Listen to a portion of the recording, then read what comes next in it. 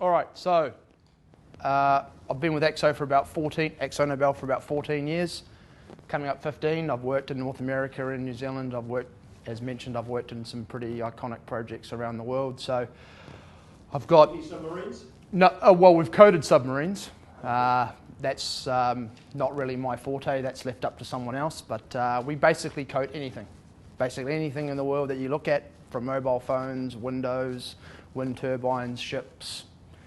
You mention it, it's been coated, right? So, and we pretty much play in every market in the world, but I'll get on to that. A little bit about Aksonobel, if you don't know who we are. We're one of the largest paint and coatings company in the world. We generate just shy of 10 billion euro annually.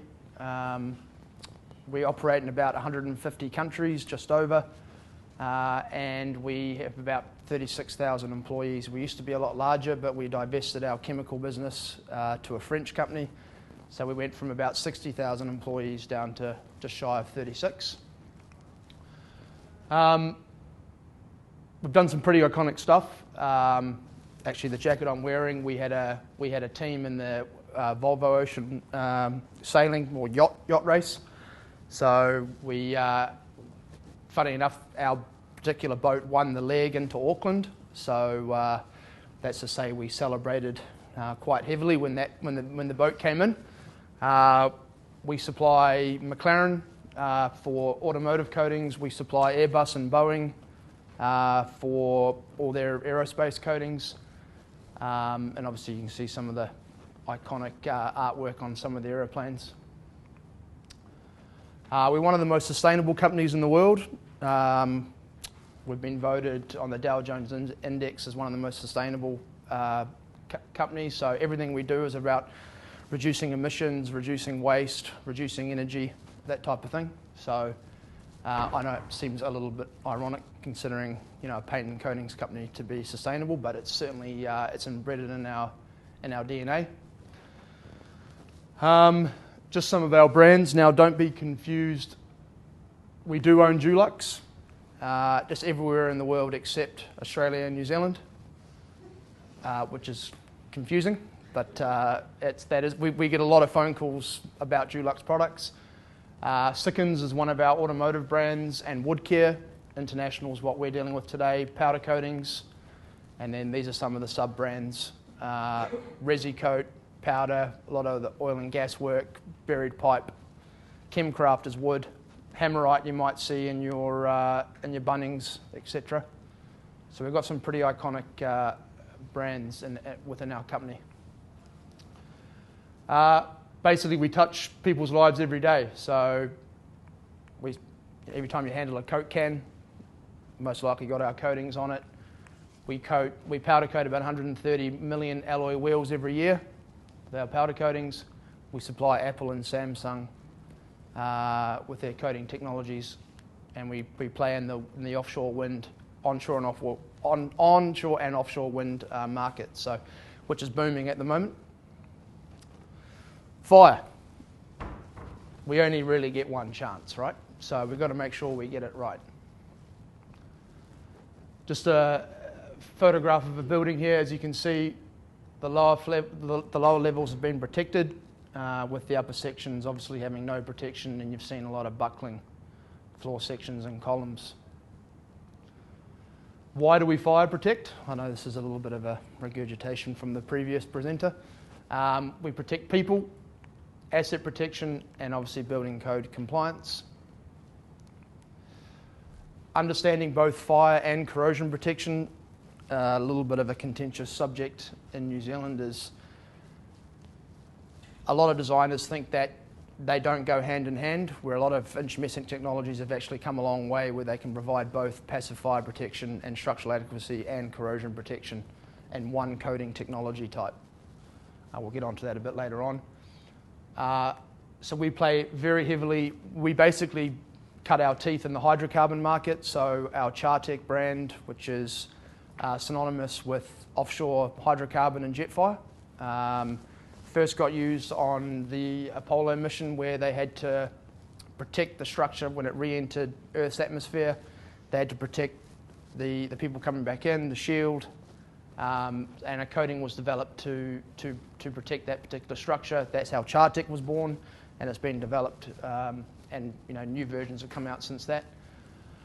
We do high-rise buildings, we do cosmetic finishes, we play on the oil and gas market, we do resistant coating, chemical environments, we do a lot of corrosion under insulation, high heat, abrasion services, low water-based VOC coatings, dry fall.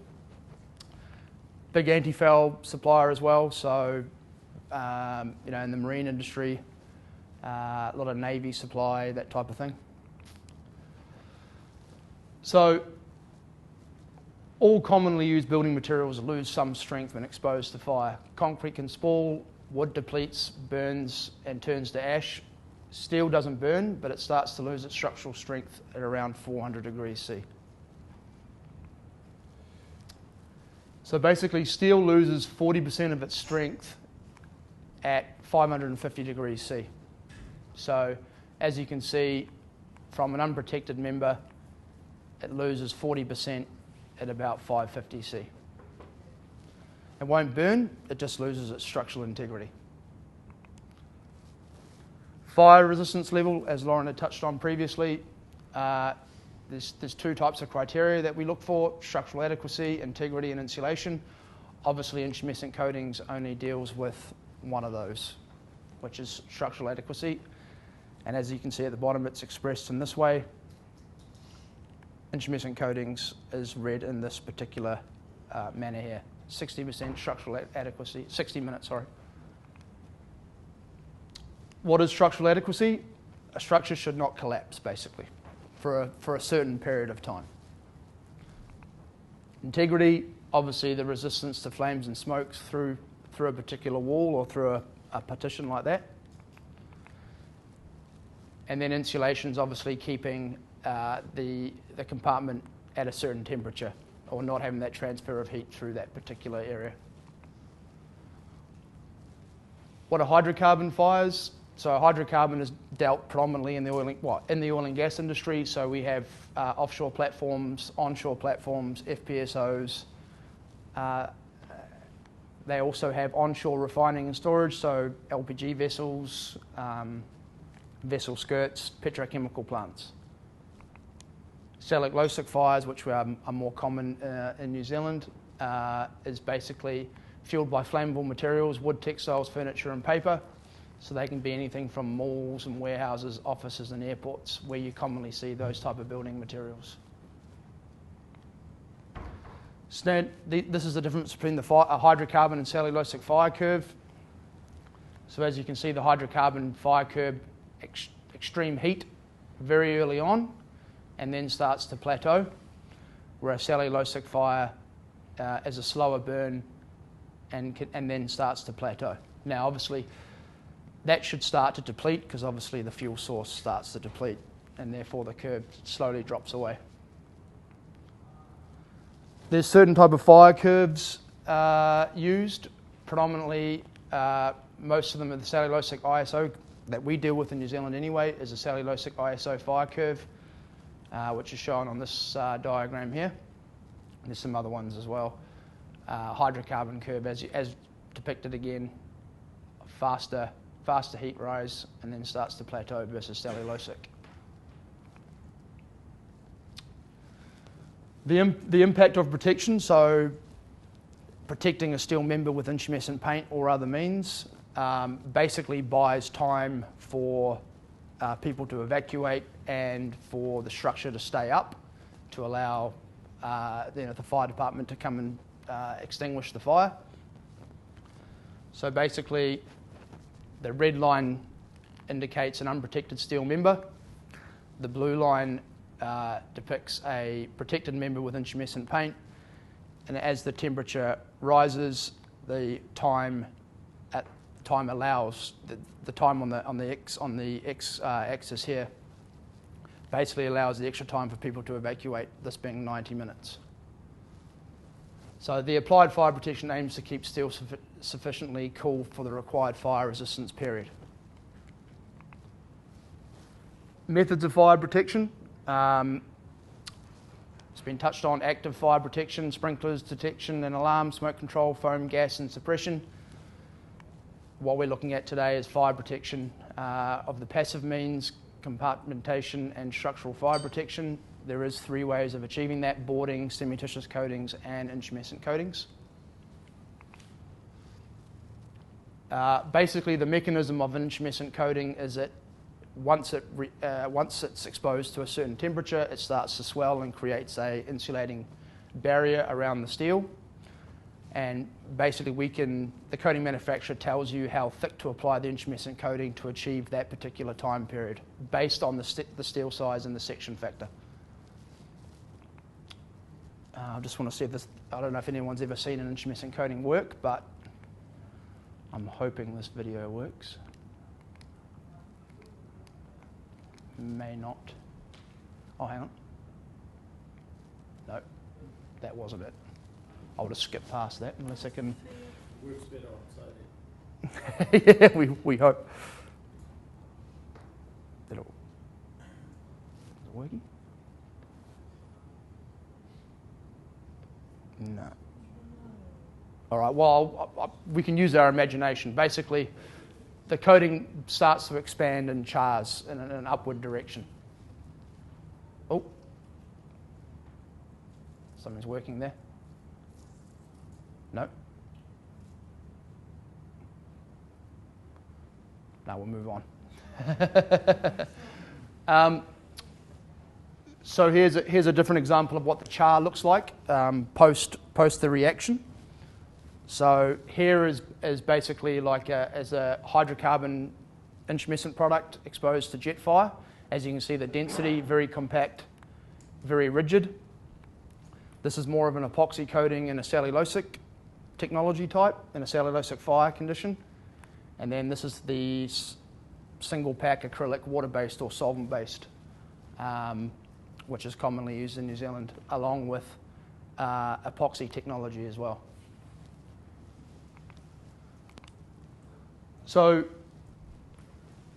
intumescent is a product, but it's not always about the product by itself. It's about how the system works, the primer compatibility, the surface preparation, and the top coat compatibility as well.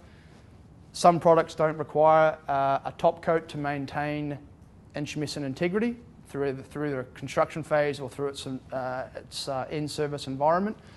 It can be solely used for decorative purposes. So basically, what we look for from a specification standpoint is the primer is compatible, it's been assessed, it's compatible with the intumescent, it provides anti-corrosive performance depending on what intumescent technology type you use.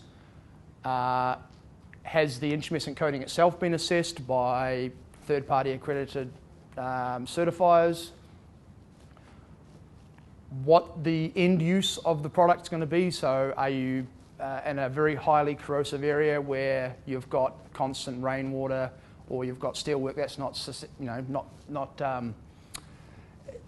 susceptible to rainwash, so therefore it's going to be highly corrosive, so microclimates, then you would look at using different types of intumescent technology. So epoxy, chemically cured epoxy intumescent starting to become very popular in New Zealand, very robust type of technology, sort of a set and forget solution, can provide 25, 30, 40 years of durability if installed correctly. Acrylic and water-based single-pack acrylic intumescents are commonly used, especially in areas where Green Star accreditation or Green Star builds are starting to become more popular. Very cost-effective way of achieving fire rating. Very low thickness required to achieve the specified fire rating.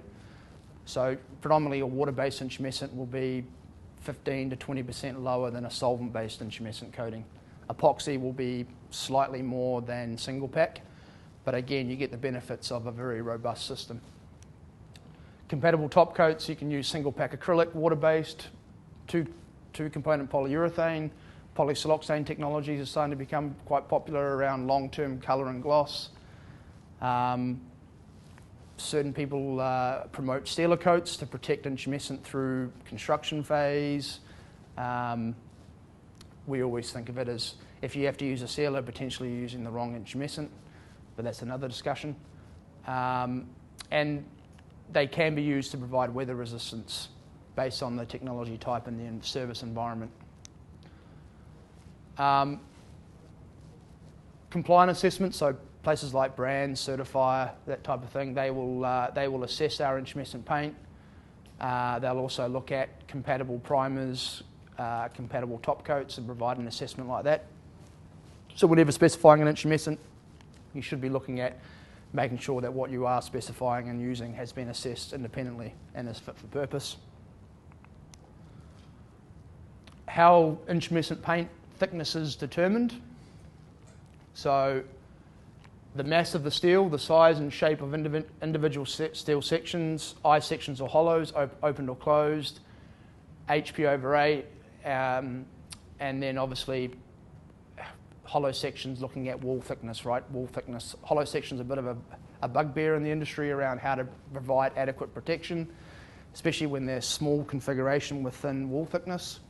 It can be either you cannot protect the member, or it's very costly to do so. So if you have early engagement from a design standpoint, please look at hollow sections. Can you use universal columns? Can you increase the wall thickness? Can you increase the diameter? Can you concrete fill?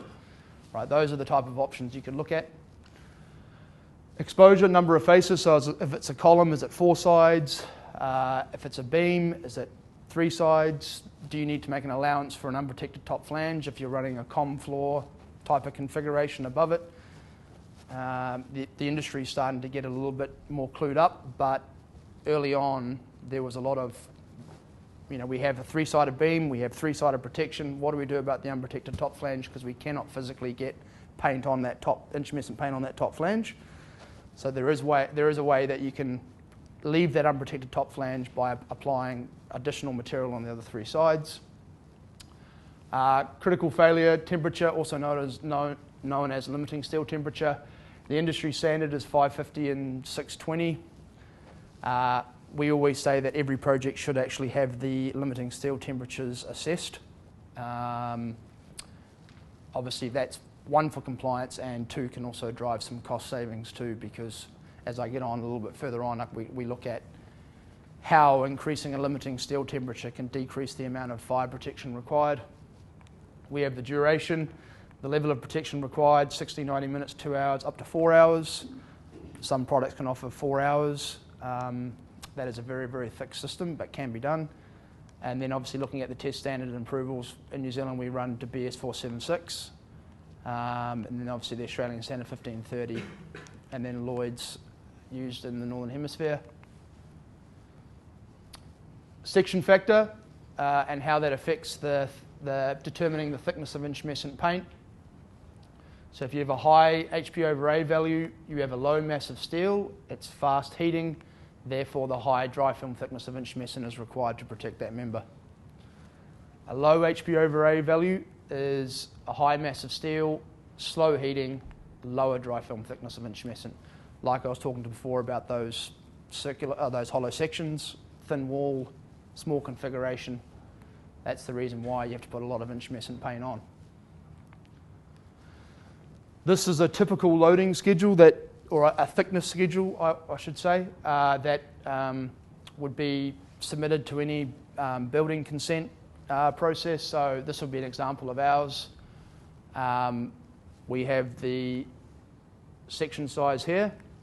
We have the column or beam, or as it assesses a truss, the section factor, the quantity, the length of that member, the total surface area of that member, the product specified to be used, the specified fire rating, limiting steel temperature. So if the limiting steel temperature hasn't been pre-qualified, you'll get the industry standards, and that'll also be noted when you receive the schedule. The volume of paint required to protect that member and that surface area.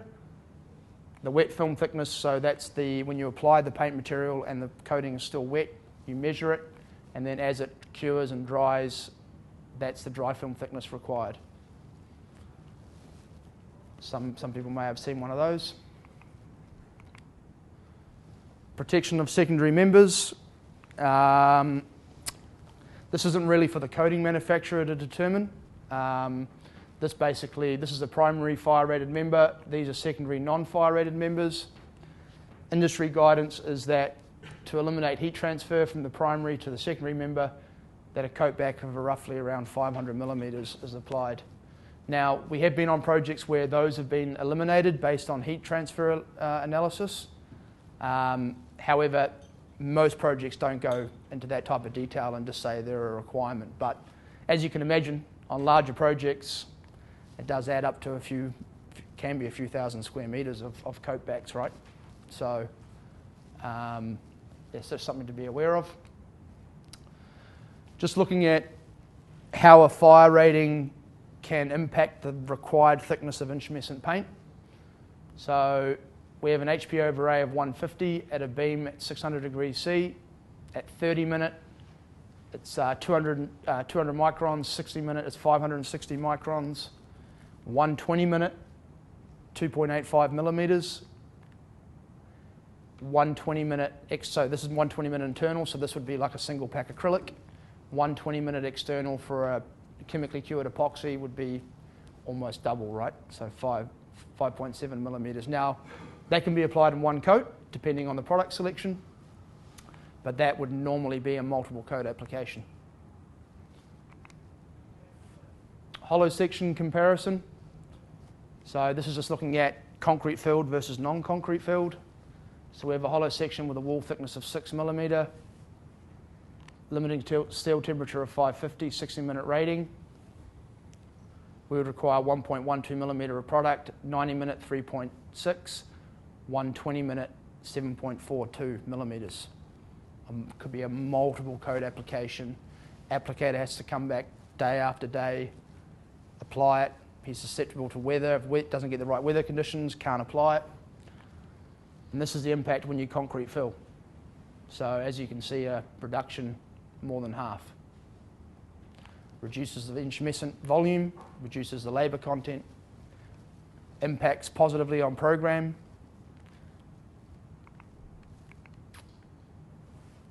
The need for specifying a failure temperature, just showing you the impact of how the limiting steel temperature impacts the required thickness. So we have a 1 hour I section, a column with a HP overlay of 150, cannot protect it at a limiting steel temperature of 350, at 400, 1 millimetre at 550, under a millimetre at 700, 250 microns, a quarter of a millimetre. So as you can see, if you can actually work with project-specific limiting steel temperature, 9 times out of 10, you'll see limiting steel temperatures above the industry standard. Therefore, a positive gain for the project with using intumescent coatings. Stress and structural members. So this is just linking how limiting steel temperatures impact the requirement for intumescent paint and the volume of intumescent paint. So we have a structural capacity of a beam and bending, which a beam has been is design capacity in terms of a structural load at ambient, right? So we know that in most projects, most beams are not fully loaded. So let's say if a beam was loaded at 50%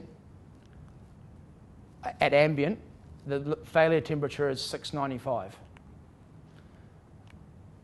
If it's loaded at 100, the failure temperature under fire conditions is at 580. So as you can see, the requirement for intumescent paint is a lot less at 695 than it is at 580.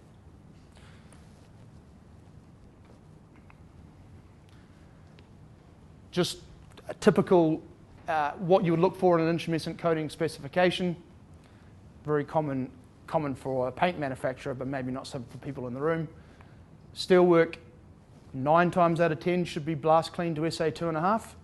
Now there has been some advancements in technology where minimal surface preparation to steelwork can be used with intumescent. So we have a coating type where we can put it on black steel in a certain corrosion environment, so that obviously saves the cost and blast and priming, also negates primer compliance, primer thickness, touch up a primer on site, so which has been widely accepted, and it certainly has helped a lot of projects around budgetary concerns and program.